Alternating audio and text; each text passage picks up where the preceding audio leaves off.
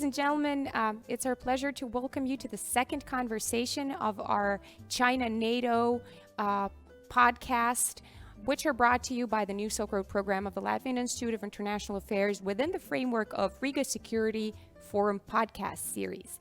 And we have Dr. Michael Robert Auslin with us today, a celebrated author, the Payson J. Tree Distinguished Research Fellow in Contemporary Asia at the Hoover Institution. And so, given that you are very well known for your writings, I want to kick this off with a quote from your latest book, Asia's New Geopolitics. So, in the chapter, The Sino-American Literal War of 2025, you write, more than 2 decades after the fact, the reasons why the United States and the People's Republic of China avoided total war, let alone a nuclear exchange, during their armed conflict in the autumn of 2025, remain a source of dispute. What is clearer is why the Sino-American Literal War broke out in the first place and the course it took. The result, the establishment of 3 geopolitical blocs in East Asia, continues to this day. The resulting Cold War between the United States and China became the defining feature of geopolitics in the Asia-Pacific in the middle of the 21st century. So, this is written by a historian of the future. So my question to you is, why is such Cold War unavoidable in your opinion? Well, Una, first of all, thank you for having me, and it's a pleasure to talk with you and your audience. Well, there's 2 sides of this. One is a Cold War, and then the other is a hot war. And the chapter that I was writing, which you're right, it's a future history, right? So it hasn't happened yet. But that was a hot war, and yet the predicate for that hot war is a period that we're in right now that some have called Cold War II. And initially people were saying, well, look, this is just like the Soviet Union and the United States. You have 2 blocs that are emerging, and you have irreconcilable systems and so on. And as a historian, many people were a little concerned about making that analogy. And then people started saying, well, if it's not the Cold War II, maybe it's a Cold War II, meaning you have 2 powers in the world, 2 great powers, influential powers in the world, that really do see themselves increasingly in an adversarial relationship, right? We've gone from strategic partnership that was talked about, let's say, during the Obama years, and in some ways even in the Bush years. You look at the G2 and the Strategic and Economic Summit that they would have between Beijing and Washington. And we went from that to strategic partnership to strategic competition. And now some say that we're in a strategic adversarial relationship. I think what's clear is that the first era of US-China relations, that which lasted from 1979, the normalization of relations between China and the US under President Carter, to about, let's say, 2017, let's say with the arrival of President Trump, that first era is over. And that was the era where the United States had an overriding goal of incorporating the People's Republic of China into the global system, the global political system, bringing it into the UN, the global economic system, bringing it into the WTO, all sorts of different cooperative ventures, including the exchange of students, mostly Chinese students coming to the United States, but really normalizing in every sense of the word relations with China, but with the hope of 2 outcomes. The first outcome would be, of course, that China would become not merely an economic partner, but a partner in supporting the liberal international order that we had developed after World War II. That was the first goal. The second goal is that, yes, we hope that in some ways China would begin liberalizing at home, whether it was quickly or slowly or far-ranging or limited. We had expectations that as the middle class grew, as China integrated with the world, that it would see that no one expected to become America, but that it would understand that some level of liberalization was in the own interests of China broadly writ. That sense of hope and those expectations, those goals, I think are finished at this point. No one really holds them anymore because What we didn't do in those 40 years was sort of look at the China that was actually emerging. And what we wound up with was a China that itself defined an adversarial relationship with the West. And I'm happy to talk about that. But where we are today, to go back to your question, is if not a Cold War, it's certainly a cold peace where there is very little trust. Certainly the COVID pandemic that began in Wuhan, China at the end of last year, the beginning of this year, further deeply damaged relations, but that had been occurring in economics and politics and security for years before that. So my chapter looks at all of that, not COVID, because it was written before that, but it looks at all of that. And it basically says, okay, if relations are this bad, if there's not this type of trust, then what if things that have already happened happen again? Things in the headlines like American and Chinese planes colliding or ships crashing into each other on the seas. That hasn't happened between China and America, but it has happened between China and Vietnam and other countries. What would happen then? And so that's where the war breaks out. Nothing's inevitable. You said, is it inevitable? Nothing's inevitable. But the fact is that we have failed to create a durable relationship with China, which I would largely put at the feet of the CCP, the Communist Party of China, because of our unrealistic expectations of what that relationship would be. And so now we're in a very dark period, a very accusatory and untrustful period. And those are the types of periods that can turn into armed conflict, not because either side wants it, but because of accident. Thank you. Where does NATO stand here? How does NATO play out in this scenario? After all, we know that Secretary General Stoltenberg has put forward this idea, the fact that NATO, with NATO 2030, one of the aspects is the necessity for a joint NATO political agenda on the People's Republic of China, which is very hard to achieve given the spectrum of the member states. So in your scenario today and in 5 years, how does NATO play in this? That's a great question. It's an interesting one to ask to an American because for 75 years, America has largely gone it alone in Asia with our Asian allies, right? We have what we call the hub and the spoke alliance system. Our alliances with Japan, South Korea, Australia, Singapore, the Philippines. Some of those are not in great shape like that with the Philippines. Singapore, we don't have a formal alliance, but we have very close relations with, and of course, Thailand, which has also been a problem. So from an American perspective, we've always looked at our role in Asia as alone as a Western power, but with our Asian partners. That's changing, and it's changing very dramatically for two reasons. One, the United States, I think, is more open and willing, if not eager, to welcome the partnership and help, quite frankly, of its European friends, its European partners. And secondly, Asian nations are reaching out to NATO. And in that regard, I would specifically point out Japan, which under former Prime Minister Abe, who stepped down just a little while ago this year, Japan had been significantly expanding its relations with NATO and coming to agreements with NATO, as well as individual European nations, particularly the British. So from one perspective, from an American view, Europe has woken up to Asia, and it's woken up to the People's Republic of China. Now, it's done this, of course, in part because of trade relations, because of the importance of China for the economies of Germany and France and Italy and Greece and the United Kingdom and the like. It's done it because part of the Chinese diplomatic goal and part of the focus of the United Front Work Department has, of course, been developing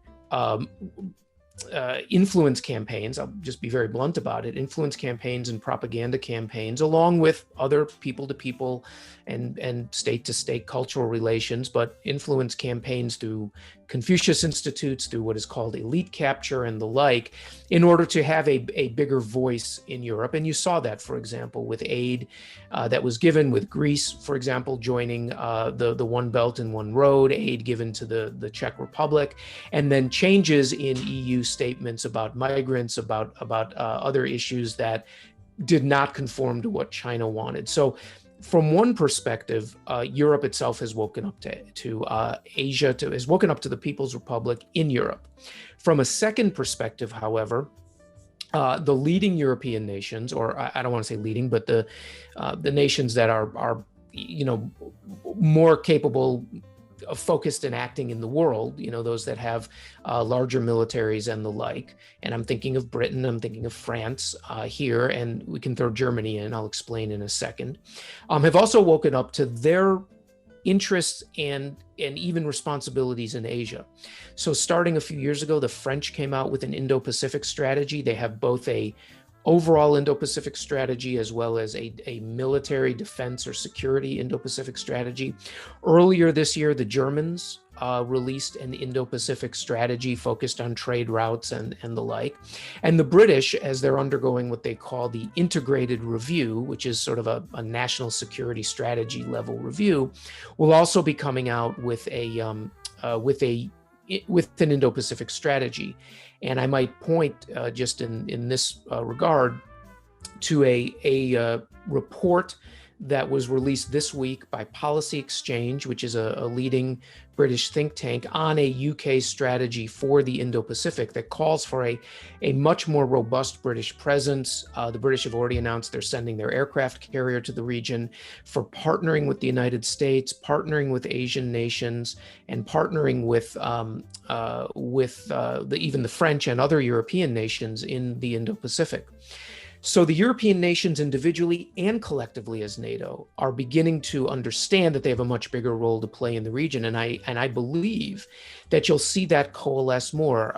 In fact, just a few weeks ago, Jens Stoltenberg made very forthright statements about how the PRC's values are not the values that NATO holds, values of inclusion, values of liberalism, values of civil rights, of minority equality, of gender equality, so on and so forth. He was very forthright on that. And I think he was laying down a marker for NATO to become more involved politically in the debate over what is the nature of international society, what should that international society be. But also, I would not be surprised at all to see NATO begin to think about acting more collectively in the Indo-Pacific. And I'll finish just by saying then the wild card in this becomes the Biden administration, and seeing how they want, first of all, what they're going to do about the Trump administration's China policy, a much more hard-edged policy of reciprocity. Secondly, whether the Biden administration will seek to work bilaterally, multilaterally, through international institutions, and does it even see a role for NATO in the Indo-Pacific? Indeed, in your analysis and also in your book, it seems that you do not quite abide by the politics stops at the water's edge premise, because you are saying that some of the foundations for the real seeds for U.S.-China conflicts were actually, in fact, laid during the Obama administration, right? And now to come back to what you said about Biden administration as the wild card. So my question here is, as NATO, as the role of NATO expands in the region, as you just laid out, NATO also feels that it is not still enough. It is not big enough to be able to face the risks. And NATO is actually reaching out to what is called the like-minded countries. So there are talks of, increasing and deepening cooperation with Australia, for example, right? South Korea. So what is this like-mindedness? How do we measure it? And what is your assessment of this idea of kind of a NATO network beyond the immediate member states to face the rising China? Yeah, I think, well, first, let me just say, I do believe that politics should end at the water's edge, because it is something that is about America's interests in the world and or defending the homeland. And what I was saying about what I write about the Obama administration and was just mentioning about the Biden administration is, well, about the Obama administration, it was, that was an assessment. It wasn't partisan in the sense of saying, they didn't know what they were doing. It was more an assessment that if you look objectively at any of the measures during the Obama years, the relations with China became worse.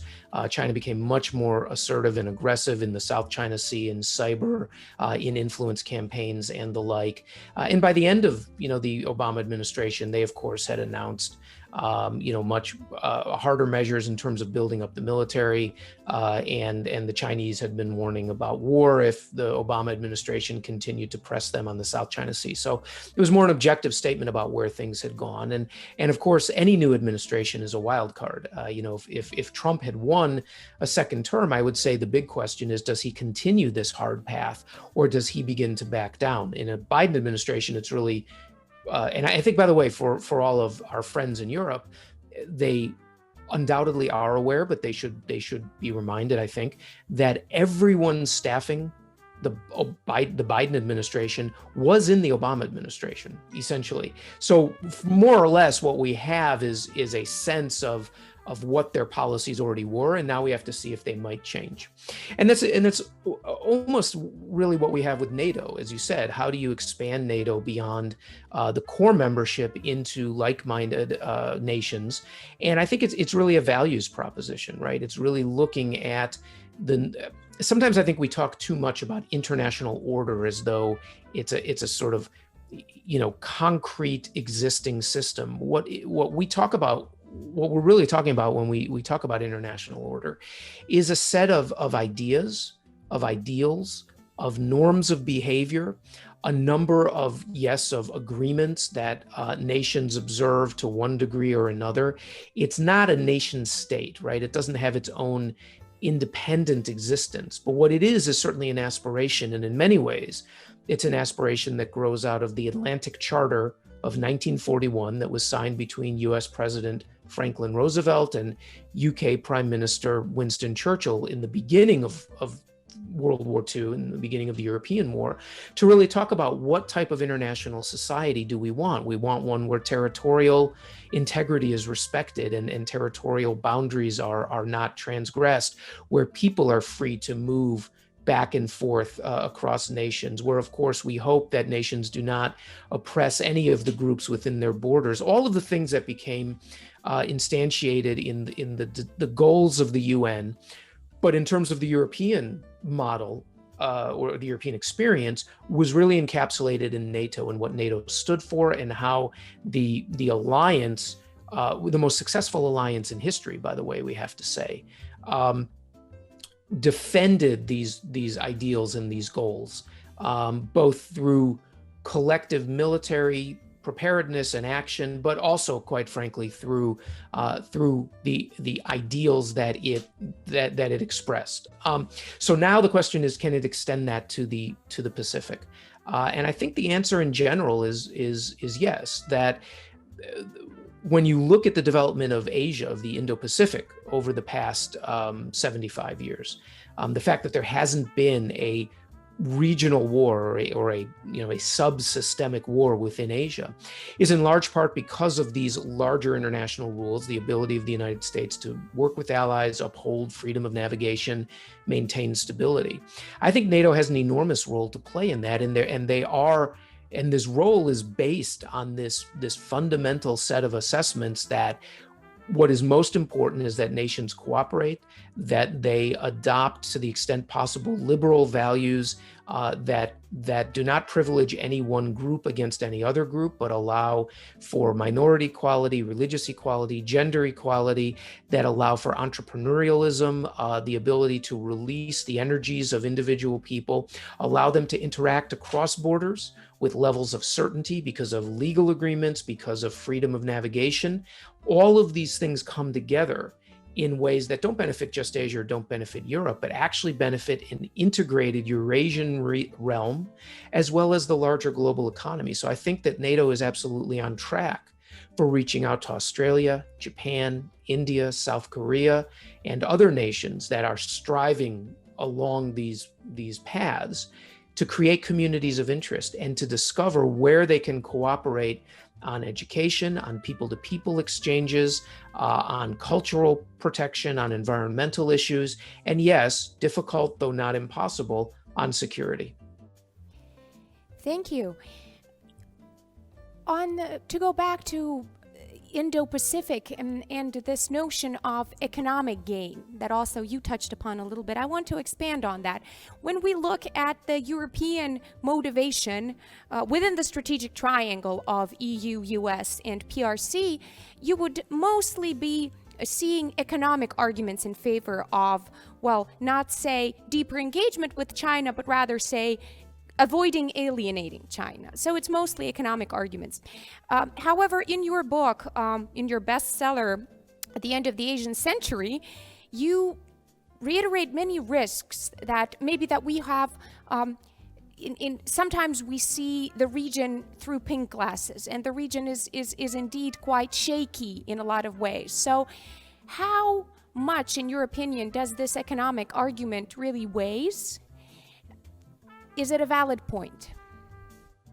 Yeah, I think it's very important to be realistic about the problems both in China as well as other nations in the region, the economic problems, because our relation to these nations begins largely with economics, right? It begins with trade. It expands into many other areas. And of course, in the United States in particular, as a nation of immigrants, we have very large Asian American communities that continue to grow. But the basis of relations begins with trade. And especially for us, I would say, and then for Europe vis-a-vis Asia, because Europe being contiguously connected, there's all sorts of different cultural, ethnic, political, trade, natural relations that develop. When you talk about Europe trading with Asia or the United States trading with Asia, it's a conscious act, right? It's an act of will to go that far and to say we're going to have relations. And so we always want to look for opportunity. And I think what we did, particularly, we did it with Japan in the 70s and 80s. And then we did it with China in the 90s, but particularly the 2000s and 2010s, was really ignore signs that the economies that we thought they would become might not happen, meaning that there were other fractures and stresses and weaknesses within those economies. We already played this scene, so to speak, with Japan. If you remember back to the 1980s, everyone thought Japan was going to take over the world, which if you knew Japan, you knew that was never going to happen. It was never going to become a military power like the United States or China, or the way that China's become. It really wasn't going to become a political power in the same way. Economic power it was, but then we saw the bursting of the economic bubble and a generation plus now of relative economic stagnation, though in many ways Japan does better than we give it credit for. It's still extremely important economically, extremely successful socially, but not the way that we thought it was going to become in the 70s and 80s. Same thing with China. The days of 10% plus growth, macroeconomic growth in China are over. GDP is and this is even without coronavirus, it was in the 5% and lower range, and now we'll see what happens. There was already a reassessment of China on the part of the world's economies because the Chinese economy, as it became more mature, was becoming less competitive, right? Labor wages were going up. The cost of doing business in China was higher. There was nowhere easy to switch to. You couldn't just say, well, we're switching to Vietnam or we're switching to Malaysia. It doesn't work that way. But many countries were reassessing their relationship with China. And that has only taken a super leap after the coronavirus because of concerns about supply chain security. And so you see countries like Japan paying their companies to relocate from China, either back to Japan or at other places in Southeast Asia. You see the United States very clearly talking about onshoring production of vital medicines, personal protective equipment, attempting to do more to develop rare earths on its own. You even see countries like Taiwan talking about, so for example, the former CEO of Foxconn talking about relocating Apple production from the mainland, from Shenzhen back to Taiwan or to Taiwan, because Foxconn, of course, is a Taiwanese company. So this reassessment had been happening because people understood that there were problems in dealing with China. There were legal problems, transparency problems, regulatory problems, but also larger macroeconomic problems. So a reassessment is natural. I think that obviously for the rest of our lives, China is going to remain extremely important economically, critical economically. But if you actually think about it from an economic perspective, we always talk about economic diversity, right? We always talk about having a diversified portfolio. And what happened from the 1980s onward is that we overinvested metaphorically and literally in China.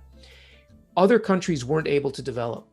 Vietnam, Indonesia, Malaysia, parts of the Mekong Valley, because India, even Bangladesh, because of this over-investment, this over-reliance on China. So what some call decoupling, or what I would like to call strategic decoupling, meaning you don't just say, well, we're getting out of China entirely, because that's not realistic, but you look at particular sectors and areas that you need to ensure supply chain security with, but then you also say, where can some things be done more cheaply or better that gives more vibrancy to the overall economic region rather than this over-reliance on China? And I think NATO should be part of that in trading relations of the individual nations. The European nations should be looking as well to say, how do we help other countries develop and develop up the value-added chain so that they simply are not only suppliers of raw materials to China? I actually think that, while disruptive in certain ways, will actually create a healthier Indo-Pacific economic ecosystem, and one that the European nations themselves will find different partners to work with and bring different competencies to.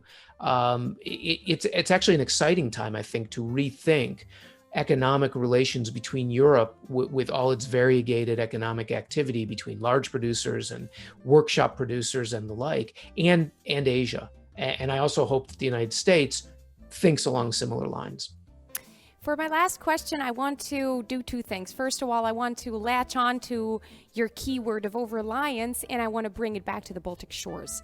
So for smaller post-2004 EU and NATO accession states, including the Baltic states, the thing that we've been trying to avoid for a better part of the 30 years since our regained independence is avoiding the over-reliance on Russia.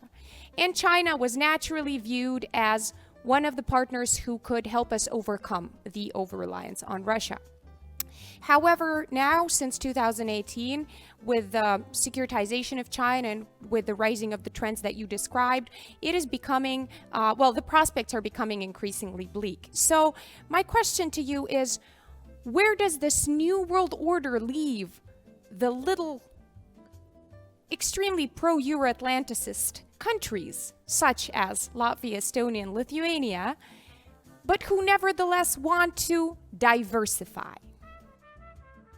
It's a good question. It's an important question, a hard one. Let me start by saying one of the real threats to not only the international system, but in particular to the smaller states, is the growing influence and power of the illiberal authoritarian countries like Russia and the People's Republic of China. No one thinks necessarily, of course, that Beijing is going to help Moscow pressure Latvia. Okay, but as both Russia and Beijing, with the help of Tehran and Iran and North Korea and Venezuela, other bad actors, difficult actors, as those countries undermine the idea of the rule of law, the idea of cooperative relations, and so on, that they become successful at being aggressive opportunists, taking advantage of other countries and other countries' own weaknesses or distractions, then that, I think, immediately and particularly hurts the smaller countries, because that's unfortunately, just the way that history often plays out. So the big concern I think that we should have about Visegrad countries, about our friends in the Baltics and in other places as well, is that as we let this system, the international system, weaken, as we allow the types of actions that Russia takes, that China has taken, that Iran takes, other states take, it becomes normalized that it's really a competition between might and less might, right? Might makes right. Mighty nations versus less mighty nations.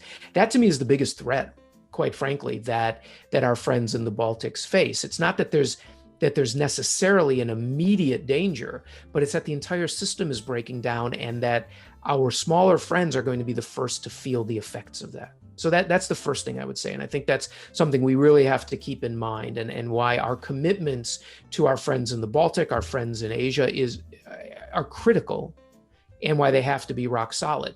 On top of that, though, I would say then, in particular, it's important to create new partnerships and new relationships. One can be with Asian nations. They can be economic relationships, but they can be political and cultural relationships. As you said, the Baltic states in particular were looking how to protect themselves from Russia. And so they turned to China, and yet that is a bet, like many of us made, that has costs to it. So the question is, can you begin creating relationships with India, with Japan, with other leading economic states or cultural states, so that the idea of being exposed is somewhat covered by these new sets of relationships? That, I think, can create a feedback mechanism in a way so that Washington, the United States, London, Paris, Brussels can also see that there is a broader international community supporting our friends in the Baltics and other places. If the question becomes, does Brussels protect Estonia against Russia, right? It's the highest level geopolitical issue. If the question becomes, is the unified world, of cooperative nations, of free and independent cooperative nations, partnering with our friends in the Baltics on economics, on people-to-people exchanges, political exchanges, and yes, some level of security cooperation outside of the NATO framework, then does it become easier for NATO to say, well, of course, these commitments have to be rock solid because it's actually a global issue? That's the way I think it needs to go. I mean, look, we live in a realist world. And if Moscow decides to take certain actions, there's no question that it can be extraordinarily disruptive. And so what you have to do is reframe the question and reframe the issue into not a sort of bilateral NATO-Russia or even, let's say, Lithuania or Latvia-Russia, but rather a global community Russia and a global community China. And so I think that's why I'm encouraged by what Japan has been doing throughout Asia, and quite frankly, Japan's outreach to NATO. I think that creates new partnerships. It's why I'm encouraged that the British have made very clear that they want to return east of Suez, that they want to reopen bases, or at least consider it. They certainly want enhanced relations with Japan, with Australia. They want to work with the United States, send their newest aircraft carrier into the region, because then it becomes a broader communal issue. We have to be realistic. It's not that that's suddenly going to change all of Moscow's calculations, or that if China in Beijing decides it's going to take over the Scarborough Shoal, build and militarize it as a base, or possibly even Taiwan, that they're suddenly going to stop because of what we're doing. That's not what I'm saying. What I'm saying is that to the extent possible, our actions within this larger global system need to impact, to change the calculations of Beijing, of Moscow, of Tehran, and the like, that they need to understand that there will be a global community that they face, and that there will likely be consequences. Now, again, I do think it's important what the Biden administration is going to do and the signals it sends. Right now, for better or for worse, the United States remains the most credible military power in the world, the one that is really going to be the linchpin of any of the opposition to outright sundering of territorial sovereignty, meaning Moscow moving in on the Baltics, Beijing moving in on Taiwan. It still comes down to the United States today. But that's only credible depending on what your policies are and the signals you're sending and the like. So it is important, I think, to understand what the Biden administration will do. It seems clear that they will reach out more, or in their articulation of it, they will reach out more to our partners and allies, sort of dropping this idea of America first. That rhetoric will be very important, but ultimately actions are the most important. And if you look at what the Obama administration did in Asia with the so-called rebalance or pivot, I thought rhetorically it was excellent. It was what was needed to be done to express America's interests.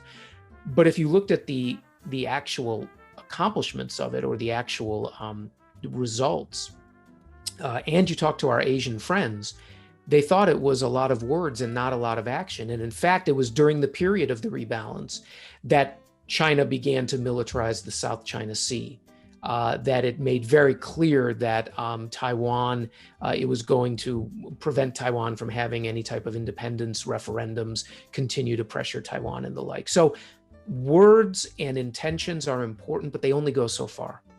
It's what do you do to actually make clear that your assurances are credible, whether it's continuing to send rotating units into NATO and work with our Balkan friends, our Baltic friends, as well as our friends in the Balkans, whether it's enhancing our relations with Japan and with other partners in Southeast Asia. All of these things ultimately are what impact the calculations in Moscow and Beijing, Tehran and Pyongyang. So the system is crucial. The more that NATO plays a role fully with all of the members, but then the more that NATO makes clear that it will protect all of its members within this larger international community, then I think we have more of a hope of not changing the ultimate intentions of our adversaries, but in forestalling them from thinking that they can achieve those goals with no cost. Thank you very much, Michael, for being with us today. It was a very revealing conversation. It's been an honor and a pleasure. The honor and pleasure is mine. Thank you, Una. During these two one-on-one conversations that we brought to you with Dr. Longjing from the Shanghai Institutes of International Affairs and with Dr. Michael Robert Auslin from the Hoover Institution, similar keywords emerged, and yet different worldviews. It begs the question, what is the like-mindedness that brings the countries together? Are they communities of values or just communities of common interest? What is the importance of rhetoric if the deeds do not follow is another question that the speakers expanded on, and something that the world will have to face in the following decades. One thing is clear: the international rules that upheld our system and guaranteed the stability are changing. Is it going to be cold peace or hot war between the US and the People's Republic of China? Remains to be seen. One thing is evident: for small states, such as the Baltic countries, communities are crucial. In the chaos of every man for themselves, we simply will not survive. And that is why the international community has a responsibility towards us. Thank you for your attention.